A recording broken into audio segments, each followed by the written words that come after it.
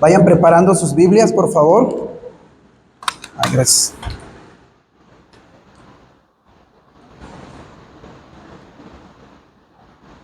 ¿Cuántos trajeron su Biblia? A ver, levántenla. No se van a levantar celulares, ¿eh?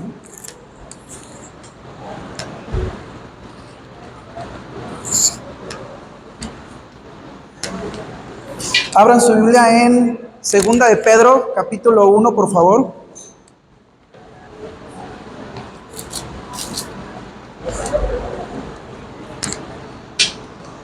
Segunda de Pedro, capítulo 1. ¿Le pueden subir el volumen tantito, que hay gente haciéndome señales de allá? Se le pueden subir.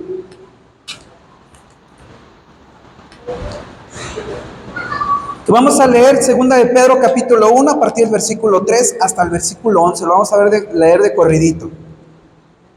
Como todas las cosas que pertenecen a la vida y a la piedad nos han sido dadas por su divino poder, mediante el conocimiento de aquel que nos llamó por su gloria y excelencia, por medio de las cuales nos ha dado preciosas y grandísimas promesas para que por ellas llegaseis a ser participantes de la naturaleza divina, habiendo huido de la corrupción que hay en el mundo a causa de la concupiscencia. Vosotros también, poniendo toda diligencia por esto mismo, añadid a vuestra fe virtud, a la virtud conocimiento, al conocimiento dominio propio, al dominio propio paciencia, a la paciencia piedad, a la piedad afecto fraternal y al afecto fraternal amor. Porque si estas cosas están en vosotros y abundan, no os dejarán estar ociosos ni sin fruto en cuanto al conocimiento de nuestro Señor Jesucristo. Pero el que no tiene estas cosas tiene la vista muy corta, es ciego, y habiendo olvidado la purificación de sus antiguos pecados, por lo cual, hermanos, tanto más procurad hacer firme vuestra vocación y elección, porque haciendo estas cosas no caeréis jamás, porque de esta manera os será otorgada amplia y generosa entrada en el reino eterno de nuestro Señor y Salvador Jesucristo. Por favor, vamos a inclinar nuestro rostro, cierren sus ojos. Señor, te doy gracias por esta porción de tu palabra. Te pido que nos hagas entender, ilumina nuestras mentes para poder seguir avanzando en lo que tú quieres que avancemos. Te pido por cada uno de mis hermanos que está aquí sentado, que se pueda concentrar, habla su corazón y pon tu palabra en mi boca para ser autoridad, que hablo de parte tuya, no mía, Señor. En el nombre de Cristo Jesús, amén. Bueno, el apóstol Pedro nos recuerda que Pedro es la epístola de Pedro, esta es su segunda carta, y Pedro nos recuerda que la vida cristiana comienza con un regalo, ¿okay? Las cosas que Dios nos ha sido, que ahora nos pertenecen, nos han sido dadas por la justificación, y todas las cosas esas que pertenecen a la vida y a la piedad nos fueron dadas por medio del conocimiento. Cuando nosotros nos evangelizaron, nos enseñaron quién era Jesucristo, ¿sí o no? Y nos empezaron a leer la palabra y nuestro entendimiento lo iluminó el Espíritu Santo y pudimos entender la salvación. Ya Dios nos entregó la salvación. Pero la fe es el punto de partida. ¿Cuántos de aquí son salvos? Levante su mano. Si no sabes, déjala abajo. No hay broma. Pero si tú dices, yo sí soy salvo, en ti hubo un fruto de fe para salvación. Pero la fe es el punto de partida, pero no es el punto final. La fe es el punto de partida, pero no es el punto final. ¿Quién creció viendo películas de Disney? Por ejemplo, yo sí me eché la de Blancanieves, la de Cenicienta. ¿Otra princesa? ¿Quién? ¿Quién era? La Bella Durmiente. Y todas, ese pensamiento de que vivirán felices para siempre. Nosotros ya no nos enteramos si la princesa a la que le pusieron la zapatilla algún día se la quitó, si hacía el aseo o no hacía el aseo, si tenía broncas maritales o no las tenía. Ya no nos enteramos de todo eso, porque nos quedamos con un y vivieron felices para siempre. No sabemos si Blancanieves acabó viviendo con el príncipe y los 7 enanos y la soportaban en sus días malos. No sabemos nada.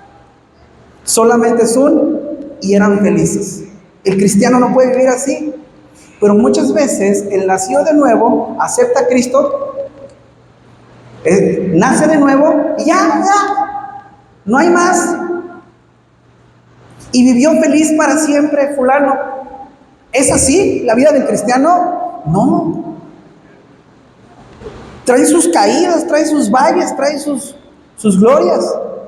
Entonces, la fe es el punto de partida, pero no es el punto final. Y el cristiano está llamado a crecer continuamente en el conocimiento y la gracia del Señor. Vayan rápido ahí a 2 de Pedro, capítulo 3, versículo 18. Vamos a estar moviéndonos por la Biblia. 2 de Pedro, capítulo 3, versículo 18.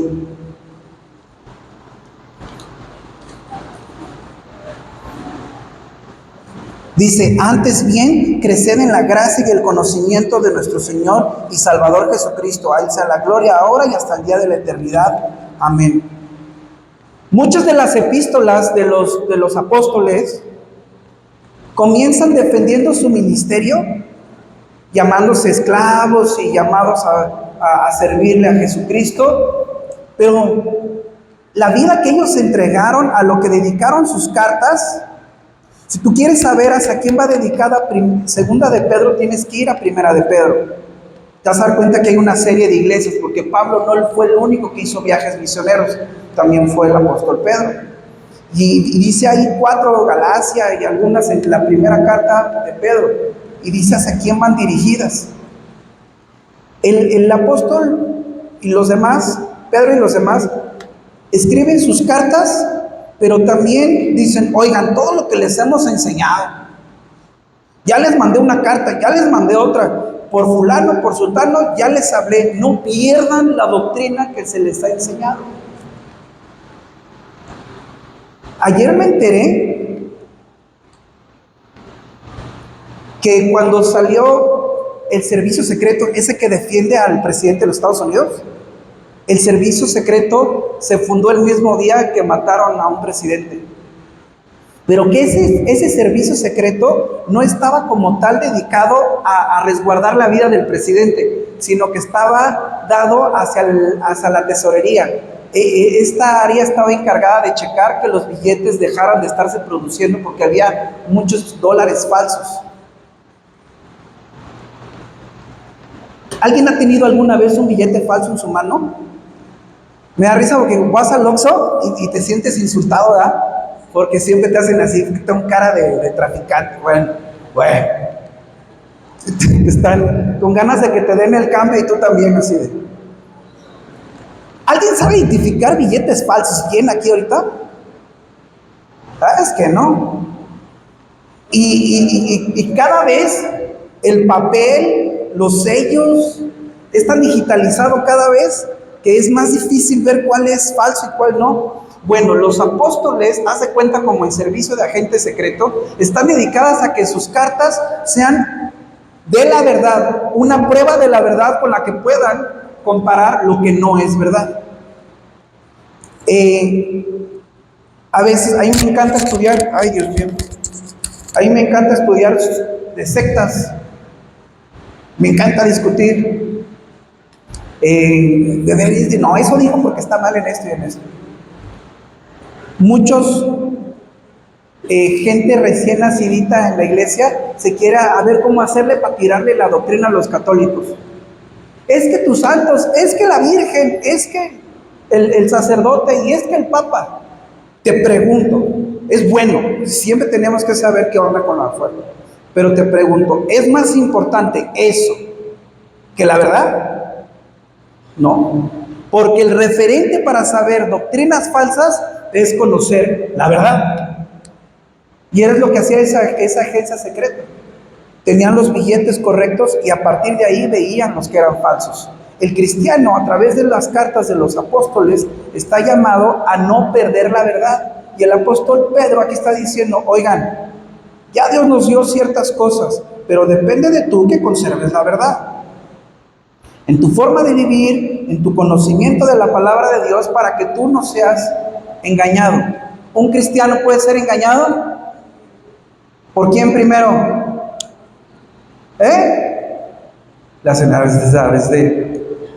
Por ti mismo. Por ti mismo. Me encanta lo que estamos viendo ahorita en ¿quién está llevando Vida Libre 1?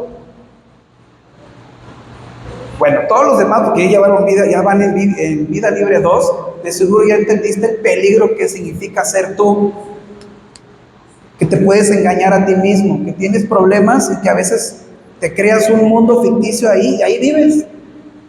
Y muchos cristianos viven ahí y por lo tanto su fe nada más se ve como fe que salva, pero no una fe que crece. Y esta predicación es para el maduro y para el inmaduro, para el viejo y para el nuevo. Así que pon atención. La evidencia, el apóstol Pablo quiere que haya una evidencia, una salvación genuina, una fe que crece y demuestra que está viva.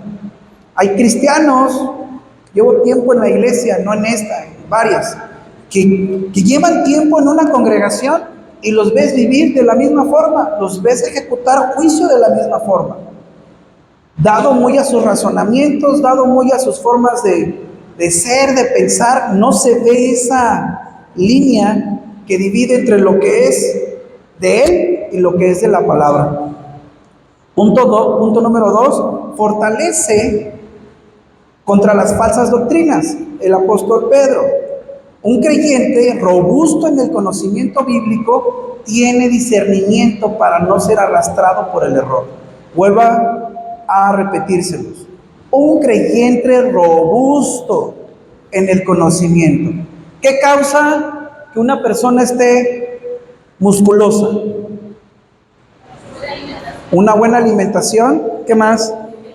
Ejercicio. Hay una palabra que empieza con D y acaba con A. Disciplina.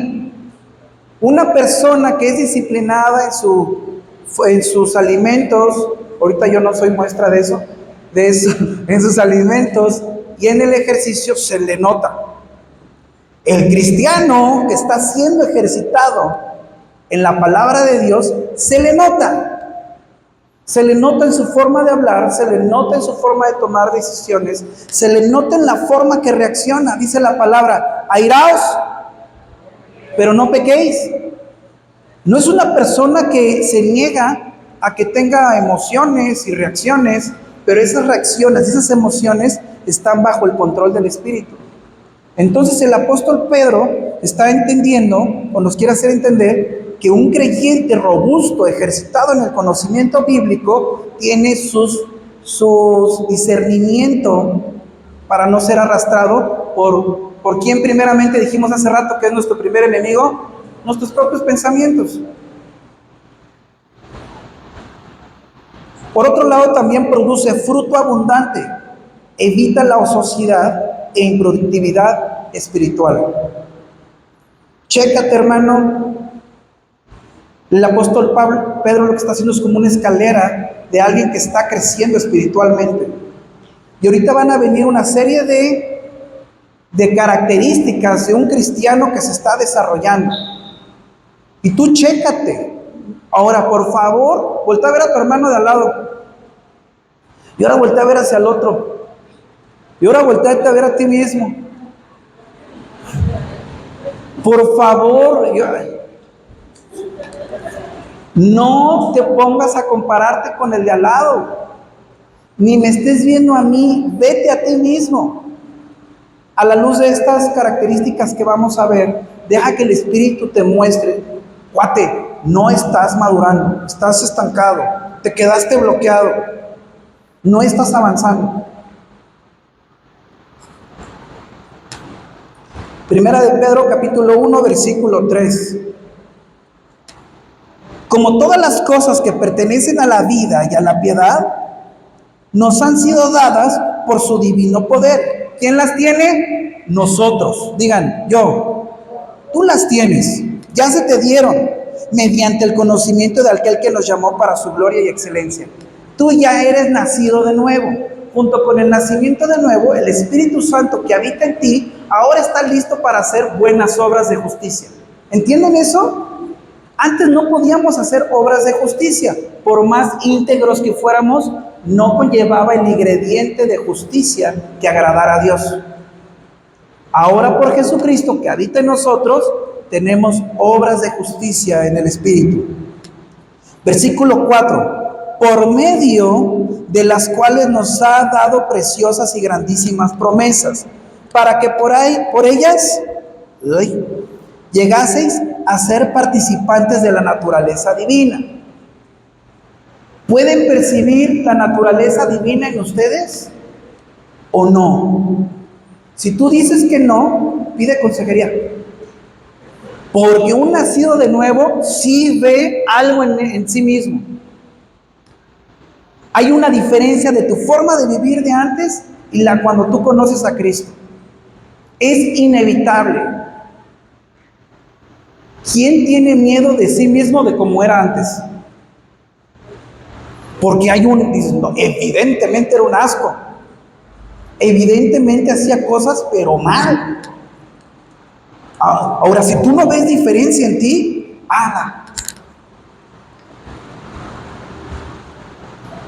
no hay nadie que esté hoy sentado que no pueda juzgarse a sí mismo. Si estás pensando en las gorditas de chicharrón que te vas a comer al rato, estás perdiendo el tiempo, te hubieras quedado en tu casa.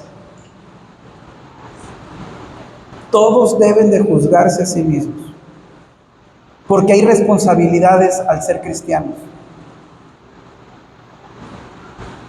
¿Qué pasaría si llegáramos hoy a la presencia de Dios y Jesús dijera, bueno, ¿sabes qué? Sí morí por ustedes, pero siempre no. Los voy a dejar estar en el paraíso 3 meses. Ya la eternidad se van a ver a dónde. ¿Cumpliría su promesa? No. ¿Su gracia realmente sería gracia? ¿Él nos va a quedar mal? No. Pero, híjole, hay un ujier por allá que se les azotó la puerta. Pero como hijos, como nacidos de nuevo que debemos de corresponder la gracia que ya nos ha sido dada, ¿cómo nos estamos comportando? ¿Con disciplina o indisciplina? Nuestra forma de vivir evidencia disciplina porque estamos correspondiendo a lo que ya se nos entregó. Mídete tú solo. Versículo 5. Vosotros también, y lógico que Pedro le está hablando a la iglesia, o sea, a nosotros, vosotros también, poniendo toda diligencia por esto mismo. ¿Qué es diligencia?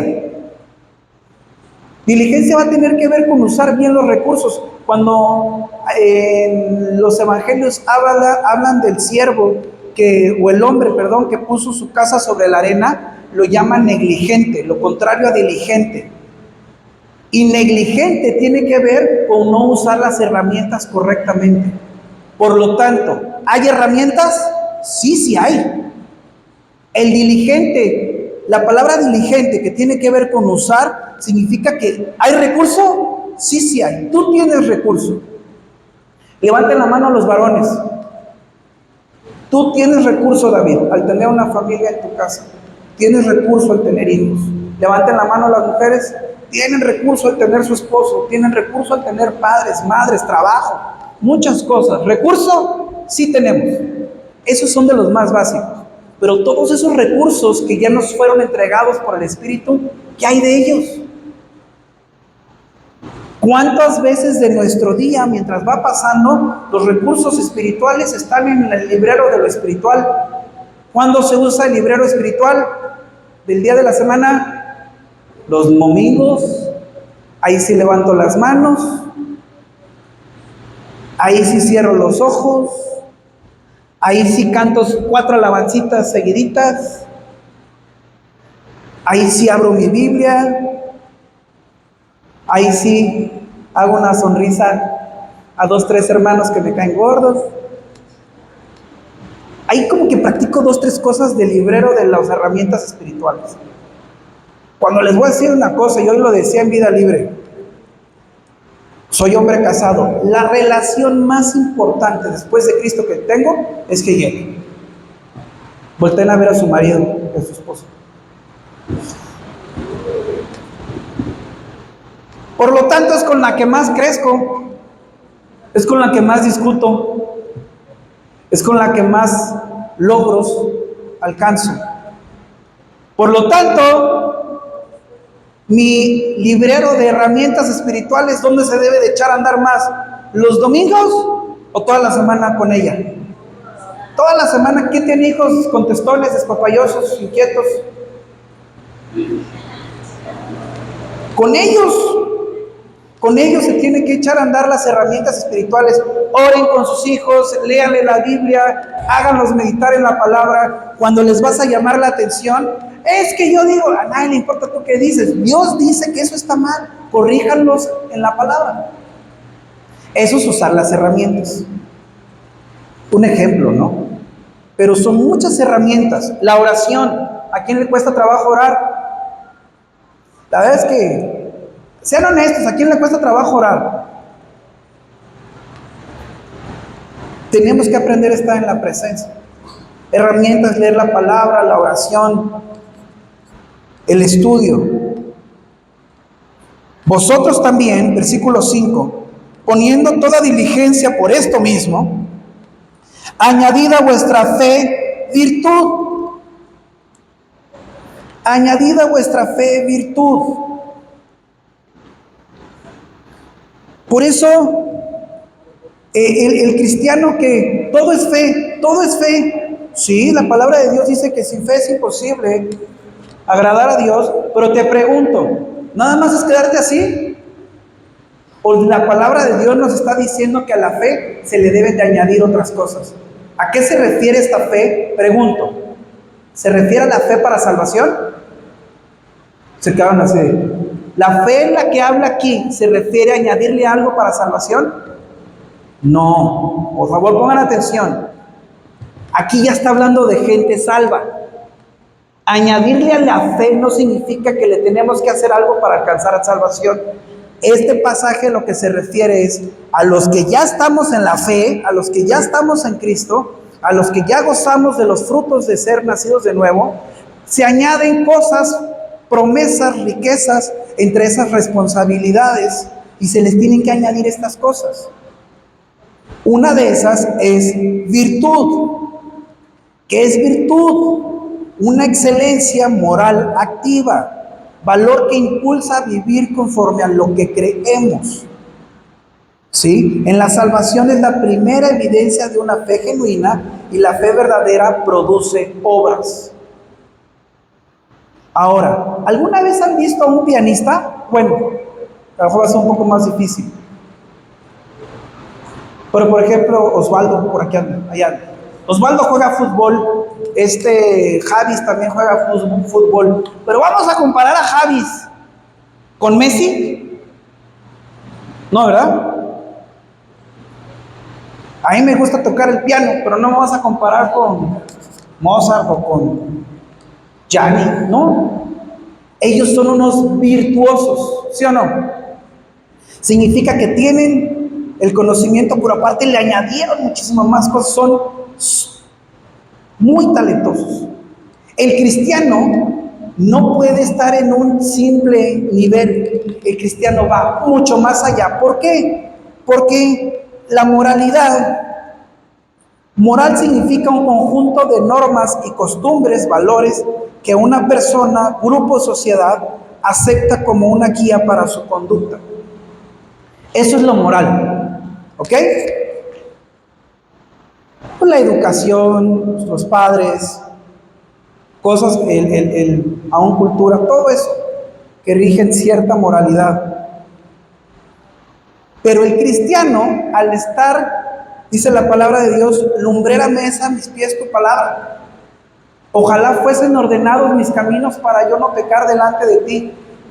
Lo que guía al nacido de nuevo es su palabra, ¿sí o no? Los estándares no los pone la cultura, no nos los pusieron nuestros papás. Los valores, cuando tú naces de nuevo, tienes que soltar ciertos valores de casa. Por ejemplo, algunos papás a lo mejor nos enseñaron a poner valor en el dinero. Cuando tú conoces a Cristo, tú tienes que soltar ese valor. Unos papás, por ejemplo, enseñaron a que la familia siempre debe estar unida. ¿Es un bueno o un mal valor?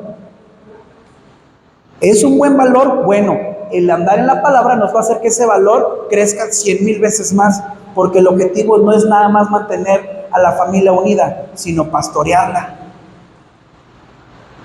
¿Me están entendiendo? Al estar expuestos a la palabra de Dios, la moralidad del mundo está muy por debajo del estándar. Al mismo tiempo que el apóstol Pedro está diciendo que tengamos cuidado de las falsas doctrinas, el tener virtud nos da una cierta protección contra los errores, porque la integridad moral da firmeza para no comprometer la verdad. La integridad moral, de acuerdo a la palabra de Dios, nos va a dar la firmeza para no comprometer la verdad. ¿Qué significa eso? Por ejemplo, un creyente que está participando en una práctica corrupta en su trabajo y dice, ¿sabes qué? Voy a hacer lo correcto aunque pierda los beneficios. ¿Eso agrada a Dios, sí o no? Sí. ¿Eso va a agradar a Dios? Sí, aunque él pierda. Tener bien los valores del reino, la cultura bíblica esté bien arraigada en mi corazón, va a hacer que asuntos de mi entorno, cosas que yo me digo y predicaciones y enseñanzas raras que salgan por ahí, yo no me desvíe. La virtud es algo que se tiene que añadir a la fe. Y dice después en el versículo 5, añadid a vuestra fe virtud y a la virtud conocimiento. Virtud en griego significa arete, y su definición significa eso que le decía de excelencia. Perdón, versículo 6, ya vimos lo de virtud. 6, al conocimiento, estoy bien, a la virtud conocimiento. Conocimiento en griego significa gnosis. Significa conocimiento práctico y discernimiento basado en la palabra de Dios. ¿Cómo sabemos que nuestros hijos o nuestros alumnos adquirieron conocimiento? ¿A través de qué? De la práctica.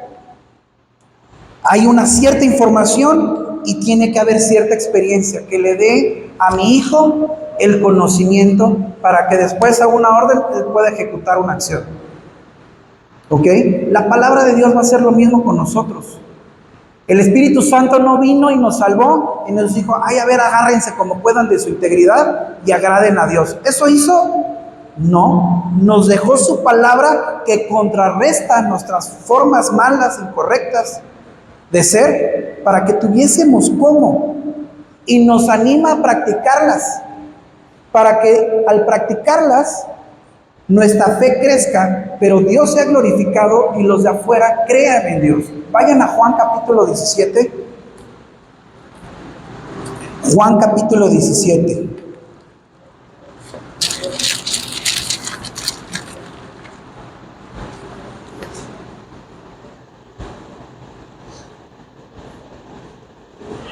Vayan al versículo 11.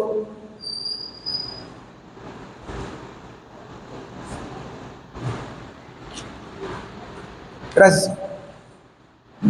Gracias con esto. Está Jesús orando y realmente está orando aquí por sus discípulos, pero también está orando por, todavía la iglesia no nace, pero Jesucristo ya está orando por la iglesia. Fíjense, versículo 11. Y ya no estoy en el mundo, mas estos están en el mundo, y yo voy a ti, Padre Santo, a los que me has dado, guárdalos en tu nombre. ¿Para qué? Para que sean uno, así como ¿quién? Como nosotros. Ahora vayan al versículo 20 y 21. Mas no ruego solamente por estos, sino también por los que han de creer en mí por la palabra de ellos.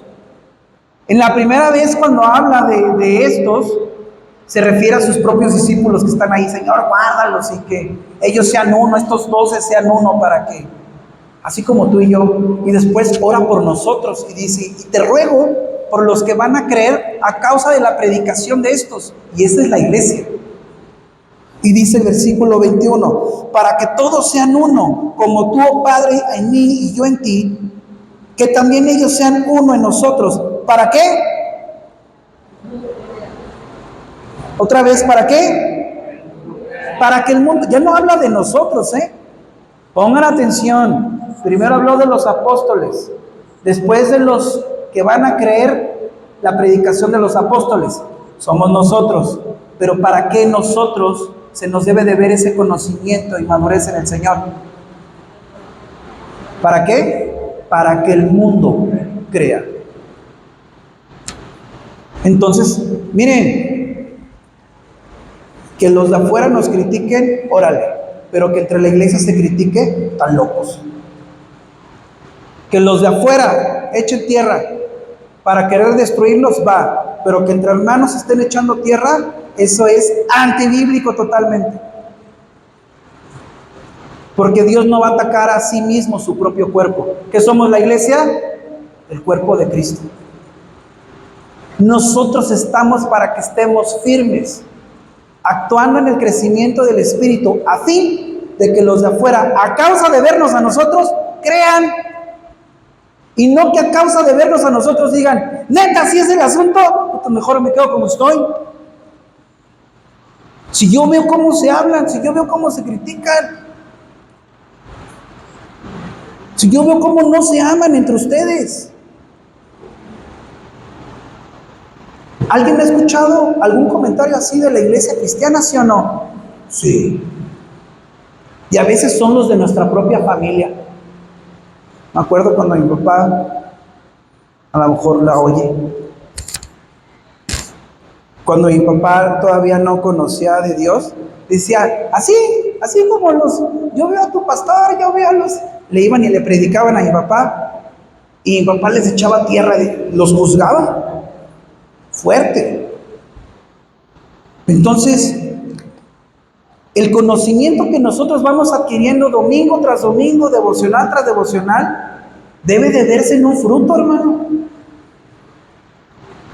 Yo lo digo muy seguido, lo voy a volver a decir. Miren, sí vean prédicas, pero yo conozco gente que ve prédicas todo el día y a la hora que habla, no sé, mejor no hubieras escuchado nada. Se atascan de tanto que no hacen nada. Mejor agárrate un pedazo, un texto de la palabra, pero ponte a practicarlo durante toda la semana. Dile, Señor, sobre de este tema vámonos. Y tú estate todos los días reflejando en todas las áreas. Tu matrimonio, tu economía, tu trabajo, tu intimidad, tus hobbies, tu tiempo con tus hijos. Lleva ese tema a todas las áreas, a fin de que Dios te ilumine. Mira, acá no estás haciéndolo, acá no lo estás haciendo. Y eso sería practicar el crecimiento, ¿sí o no? Sí.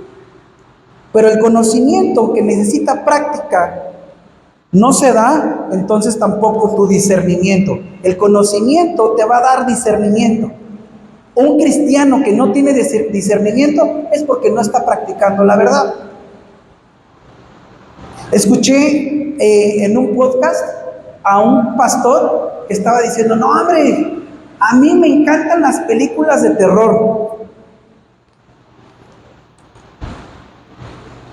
Cultura congregacional, ¿qué vamos a decir? ¿Está bien o está mal? ¿Y mentir? Vean, es que lo que es evidente, no hombre, él dijo eso. Pero hay otras prácticas que hacemos que te cuentas el choro a ti misma, que esas no están mal. Porque tu discernimiento solo alcanza a discernir lo que es evidente malo. No tomo, no fumo, no empujo y no corro. Yo no le pego a mi esposa, no soy un alcohólico. Pero haces otras cosas que te falta discernimiento para ver que son igual de ofensivas para Dios. Véanse a sí mismos, no vean al de al lado. ¿Nos está cayendo el 20? Qué bueno. Si tú sales de aquí hoy igual y dices, no tengo nada que cambiar, es un mega problemón, rayando al punto de decir que a lo mejor ni nacido de nuevo eres. Porque es imposible que el Espíritu Santo te deje tal y como estás. Te va a redarguir, te va a incomodar. Un creyente informado en la Escritura puede identificar las falsas enseñanzas. Podemos reconocer cuando una predicación está distorsionada del Evangelio, porque se conoce bien la Biblia, pero también las pláticas entre amigos, las conductas, las puedes discernir rápido. Una persona me fue a visitar, tuve una plática en estos días y me decía, no es de esta congregación, para que no volteen a ver a quién. Fue a pedirme un consejo, es de otra congregación, me dice, yo tengo don de discernimiento. Duró mucho esa sesión, duró 2 horas hablando esta persona. Las 2 horas, adivinen de qué dio muestra, cero discernimiento. Le tuve que confrontar, ¿de qué discernimiento hablas? Esto que dijiste, la palabra de Dios, esto que dijiste, dice esto. Dice, es que a mí me dijeron que tenía don de discernimiento. ¿Alguien de aquí le dijeron lo mismo? No, usted dijo una cosa, el Espíritu te dio discernimiento para que juzgues. Pero ¿a quién primero? A ti mismo. Dice la palabra de Dios, versículo 6, al conocimiento, dominio propio. Dominio propio, en su definición, significa control de sí mismo. Aquí encontré algo interesante.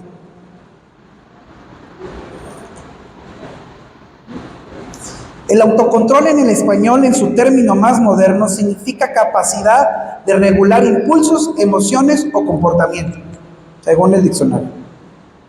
Pero dominio propio se usa en la Biblia, se traduce como ekreteia, que literalmente significa poder, tener poder sobre uno mismo. Son 2 cosas diferentes. ¿Dios quiere regularnos o quiere someternos? Él quiere someternos. Hay un gobierno del Espíritu Santo sobre nosotros. Y hay una voluntad del nacido de nuevo que el Espíritu Santo nos la va a estar quitando o se la dimos. Miren, se quedaron así.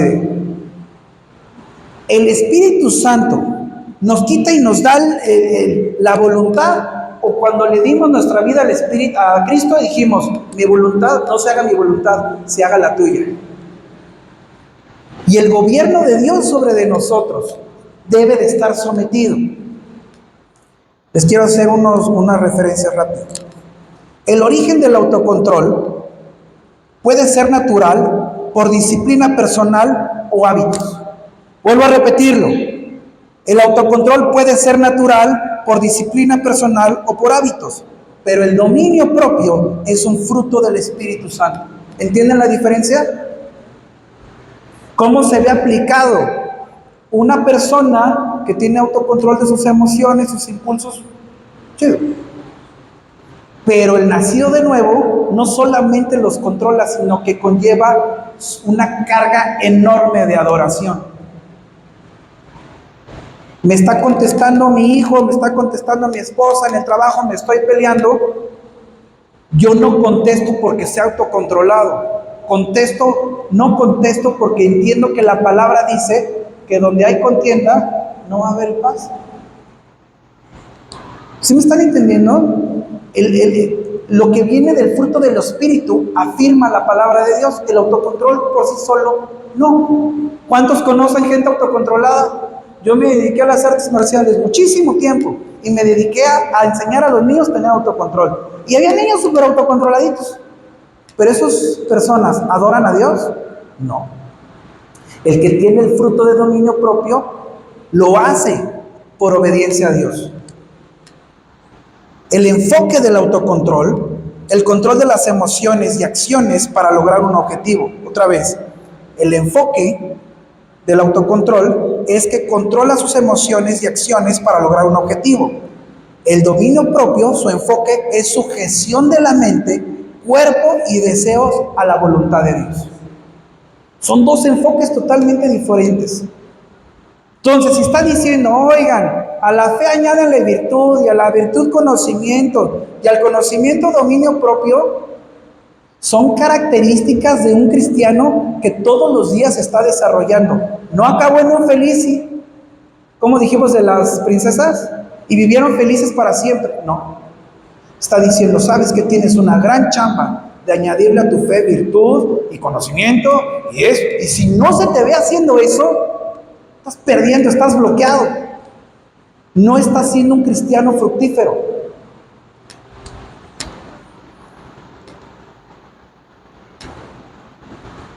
La motivación del autocontrol es un bienestar personal de éxito, convivencia social, pero el dominio propio, su motivación es la santidad,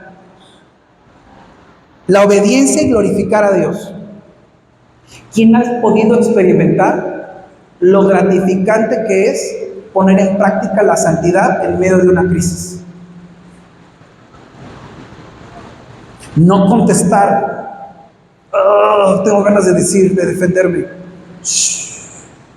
Pero hay que controlarlo. No. Lo hago porque Dios, paz. Es que tengo ganas de comprarme esto. ¿Crees que ahí se usa también esto? ¿Del dominio propio? Sí. Comprarte un carro, una casa, una camisa. Tienes que discernir la motivación de tu corazón, ¿sí o no? Sí. ¿Cómo haces la comida? Al trancazo o con cariño, ¿tendrá que ver ahí discernimiento, sí o no? Sí. Ya soy. Tú no haces de comer bien. Ay, Dios. El alcance del autocontrol, limitar los impulsos en situaciones concretas. El alcance del dominio propio, dirección integral de la vida conforme a los principios espirituales. Tú ejercitas dominio propio y tú te pareces más a Cristo. ¿Esperas que la gente aprecie eso? A veces obedecer la palabra de Dios va a hacer que la gente se te venga más encima, ¿sí o no? Que la gente ni te entienda. Pero como tú estás enfocado en la santidad y en agradar y adorar a Dios, tu vista ya. Y si se te viene el mundo, pues que se te venga. Sabes que estás agradando al Padre. Y esa es la motivación del que se está desarrollando espiritualmente. Ya me lo acabamos. Dice, el dominio propio,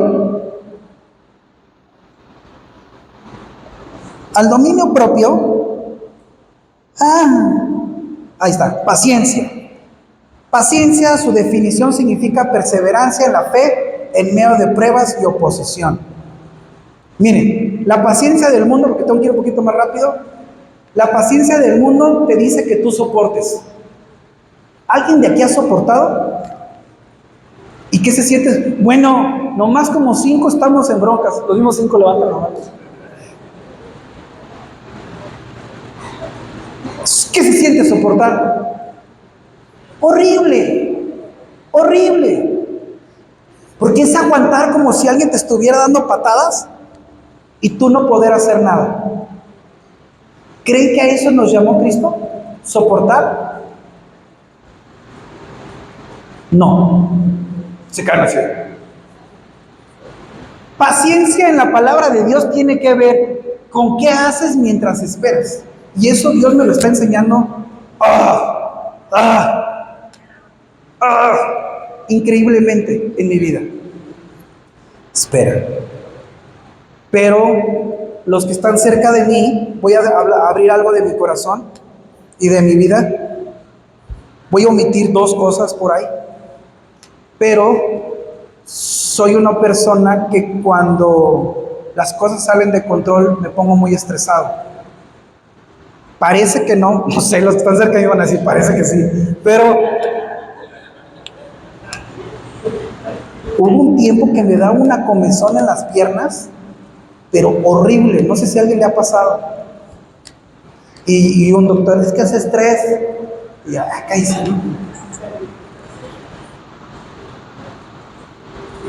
no voy a decir la otra cosa que me dio, porque unos sí saben y se van a burlar de mí. tuve que ir a dar, rápido, no hago así esta palabra, tuve que ir a dar con el urólogo. Ya es mucho lo que estoy diciendo. Y me dijo, lo que usted tiene, joven, al verlo desde aquí, al verlo bajo esta perspectiva, lo que usted tiene es estrés. Y yo, chico, ¿cómo se ve desde ese ángulo el estrés, no? Es que usted tiene estrés. Ya abrí mucho, son de confianza. Y bueno, después, un día me quedé medio ciego. Empezaron a salir bolas en los ojos, como cuando tienes un lente oscuro, así bolitas, y no veía. Voy al oftalmólogo y me dice la doctora, ¿sabe qué? Es que lo que usted tiene es estrés. Chacos, man.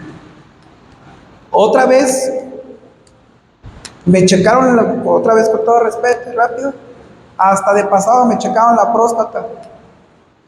Y es que lo que usted tiene es estrés.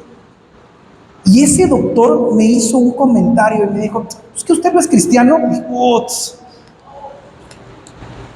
¿que usted se supone que no está confiado? Y dije, bolas, man. Qué fuerte, ¿no?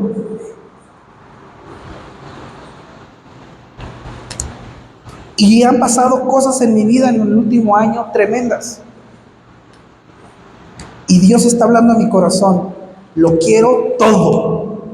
Yo dije, Señor, no tengo más que darte. Ya, los que están cerca de mí, estoy humillado.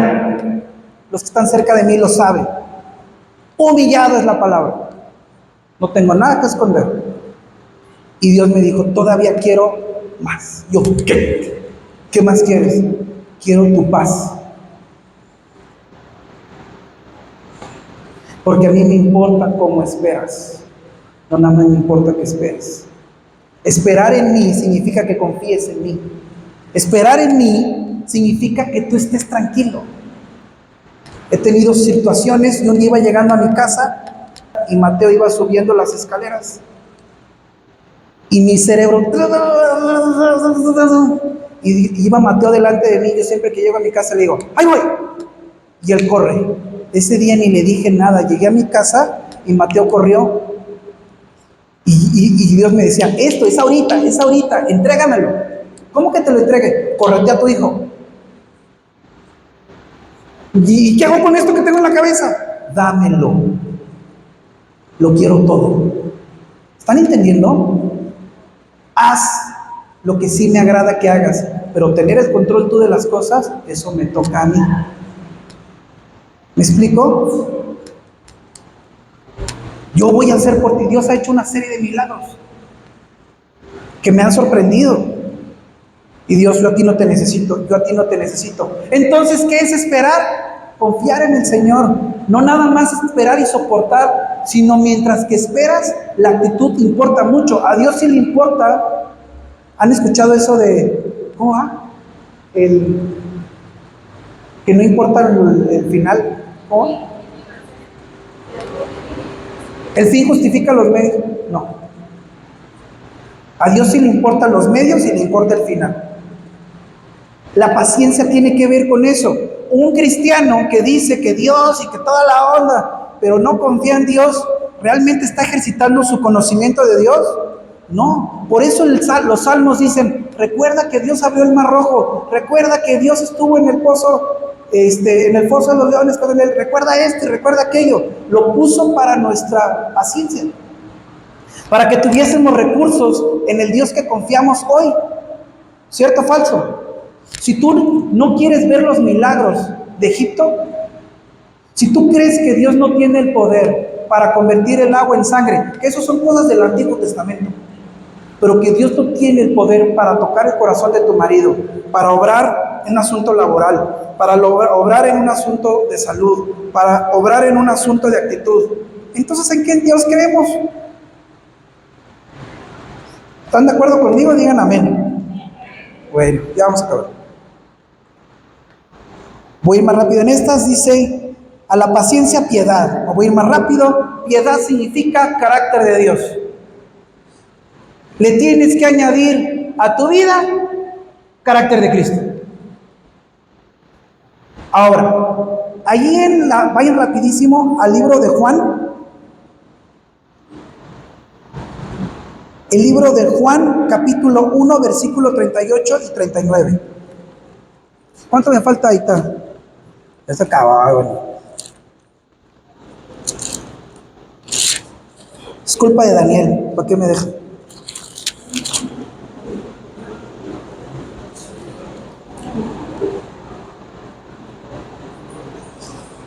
Juan capítulo 1, versículo 38. Y volviéndose Jesús y viendo que le seguían, les dijo: ¿qué buscáis? Ellos le dijeron: Rabí, que traducido es maestro. ¿Dónde qué? ¿Dónde moras? Y les dijo: venid y ved. Miren, regresense a Pedro. La única forma de poder adquirir piedad es convivir con la piedad. Y Jesús a todos los que les llamaba, no los llamó a escuchar una predicación, a los que les quería influenciar, los llamó a caminar con Él. Los llamó a dormir con Él, a comer con Él. ¿Creen que discutían? A discutir con Él. ¿Creen que jugaban? Los llamó a estar con Él. Si tú quieres vivir en piedad, tienes que orar, tienes que leer la palabra de Dios. Realmente los que oran pueden palpar en su presencia carácter de Dios. Porque muchas veces llegamos orando por una cosa: Señor, elimínalo. Tú estás acá orando: sí, me cae gordo, sí, reviéntalo, Señor, a mi suegra, lo que tú quieres. Y Dios empieza a hablar palabra de Dios: oye, no, mira, al que mucho ama, al que mucho se ama, mucho amó. ¿Cómo va? Al que mucho se le perdona, mucho ama. Mira, le estaba diciendo energía. Tienes que perdonar, y sales de tu habitación diciendo: perdona a mi suegra, Señor, dame misericordia, porque en la presencia de Dios hay un cambio. Pero si tú no oras, si tú no lees la Biblia, no tienes un referente para salir. ¿Cuántos de aquí reconocen que oran mal?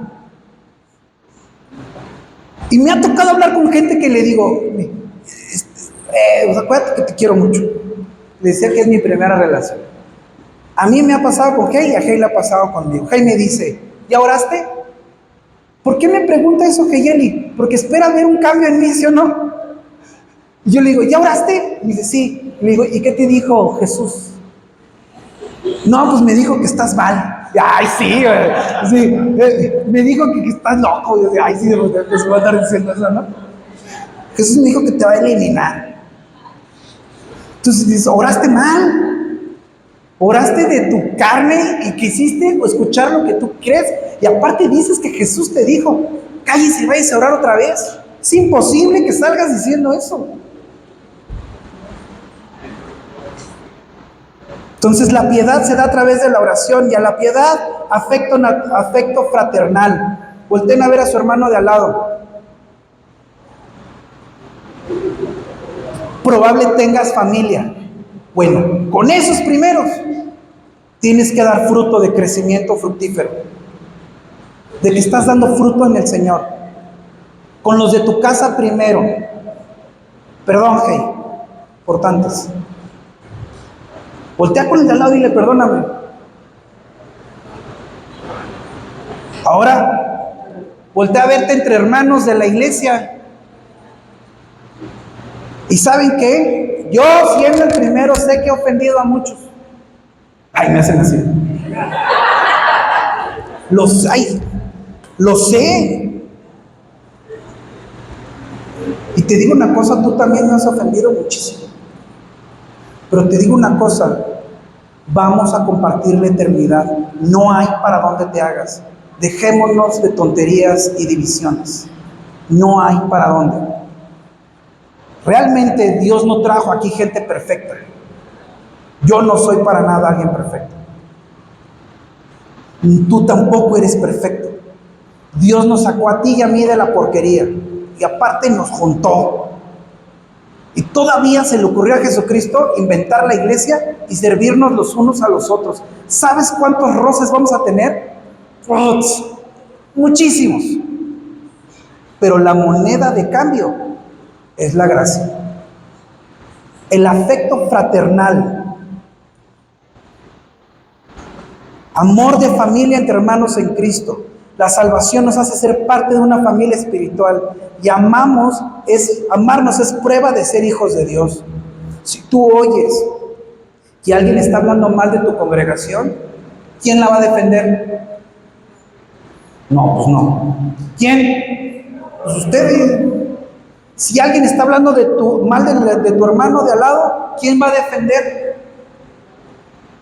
¿Quién puede defender cosas espirituales si no es el espiritual? Ahora, pongan atención en esto que dije. ¿Quién puede defender las cosas espirituales si no es el espiritual? Ahora te la voy a cambiar. Sí, pero lo que está haciendo no es espiritual. ¿Quién va a defender a alguien inmaduro espiritual? Si yo voy en la calle y veo que mi hijo, que tiene autismo, se le deja venir un perro, ¿quién lo va a defender? El maduro, el grande, el fuerte, se va a aventar contra el perro para defender al niño. Entonces, fíjate la falta de misericordia que a veces hay en la congregación, de que defendemos a lo que sí es razonable y lógico, y sí es espiritual y bíblico lo que hizo, pero cuando fallan, no, yo no lo voy a defender porque falló. No, al que falló más misericordia se le debe de tener, porque está creciendo. A ese se le debe de ayudar, a ese es al que se le debe de restaurar, pero divisiones en la iglesia, no. Porque para dividirnos ya hay mucha gente allá afuera. ¿Estamos de acuerdo? Ahora, amor, al afecto fraternal, amor incondicional y sacrificial y busca del bien del otro, la búsqueda del bien del hermano. El amor es la marca suprema del discípulo de Cristo. ¿Por qué? Porque Cristo dio su vida por nosotros, ¿sí o no? ¿Tú la darías por mí? ¿Tú la darías por mí? Ya se quedan callados, bendigo. Sabemos que la daríamos por nuestros hijos y sabemos que la daríamos por nuestra esposa o nuestro esposo, pero realmente es de Chihuahua. Si Dios te dijera, Betty, da la vida por Chayito, Pati, da la vida por Andrea, Flor, da la vida por Angélica, ¿la daríamos? Bueno, ahí para que veamos qué tanto se debe desarrollar en nosotros más el carácter de Cristo. Busca el bien del otro, busca el bien del otro, da tu vida por el otro.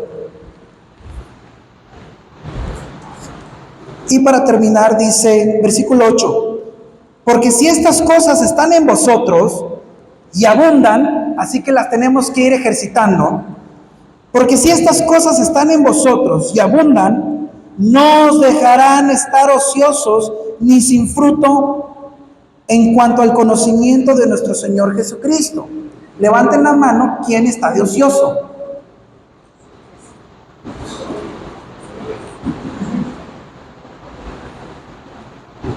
Ahí sí, júzguese cada quien. Fíjate cómo te llevas contigo mismo, cómo te llevas con tus hermanos, qué sale de tu boca, cómo estás ayudando a la unidad de la iglesia, cómo estás ayudando a la unidad de tu casa, cómo se está afirmando el carácter de Dios en tu vida. Todas esas cosas, escudriñate tú a ti mismo. Pero el que no tiene estas cosas tiene la vista muy corta. Cristianos inmaduros. ¿Qué dice? Es que, después de esto que dice, es ciego, habiendo olvidado la purificación de sus antiguos pecados. Lo que está diciendo literalmente es, ese cuate se le olvidó que es nacido de nuevo. Lo primerito se le olvidó. ¿Qué? Que Dios lo sacó de la porquería y que Cristo lo rescató y que es una nueva criatura en Cristo. Se le olvidó. Y como se le olvidó lo primero, se le olvida también crecer. Y es un parásito sentado en la iglesia, que nada más anda viendo qué onda, quién falla y quién no falla. Se quedaron así. Por lo cual, hermanos, tanto más procurad hacer firme vuestra vocación y elección. Vocación tiene que ver con práctica, ¿sí o no? La vocación, ¿a qué nos dedicamos? La vocación y elección, porque haciendo estas cosas no caeréis jamás, porque de esta manera os será otorgada amplia y generosa entrada en el reino eterno del Señor y nuestro Salvador Jesucristo. Pónganse de pie, vamos a orar, por favor. Todos queremos irnos al cielo. Todos queremos confiar que si un día Cristo viene, vamos a entrar a su presencia. Bueno, entremos coherentemente. No nada más porque, sí, pásale, yo morí por ti. No, ser coherentes. Que se note que estamos creciendo en el Señor y vamos a entrar súper a gusto a su presencia. Señor, te damos gracias por lo que tú me enseñaste y permitiste que se hable también a los hermanos. Yo te pedí, Señor, que hablaras tú con autoridad, que hablaras tú con tu gracia y que me usaras. Te doy gracias porque yo sé que esto nos va a animar a entender que no se trata de solo ser salvos, sino de que hay un caminar día tras día. Te pido, Señor, por cada uno de mis hermanos, de mí y de mis hermanos, que seamos primero para nuestra casa, poniendo en prácticas estas características de ser cristianos que crecen, y después entre la iglesia, Señor. No permitas divisiones en esta congregación. Ayúdanos a ver realmente dónde está el enemigo. Que seamos una iglesia unida, Señor, en contra de las cosas que sí se levantan en contra de tu cuerpo. Pero ayúdanos a cuidarnos entre nosotros, a pronunciarnos el bien, a buscar el bien del otro, a fin, Señor, de que la iglesia de una forma esté unida. Te pido por esta congregación, sea tan unida que los de afuera crean que hay un Dios de paz y de unidad, para que seamos uno, así como tú y el Padre son uno, Señor. Te doy gracias por lo que trajiste hoy a la mesa. En el nombre de Cristo Jesús. Amén.